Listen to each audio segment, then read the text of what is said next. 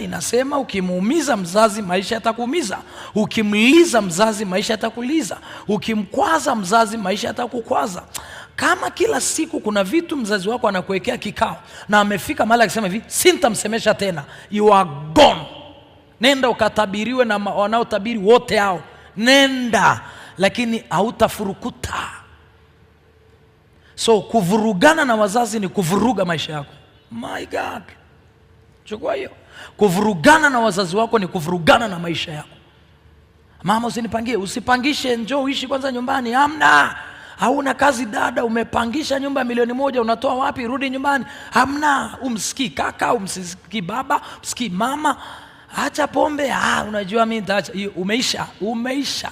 Na let me tell you, tuko kwenye nyakati ambazo zamani ndio ulikuwepo uzalendo, watu wakatengeneza msemo huu.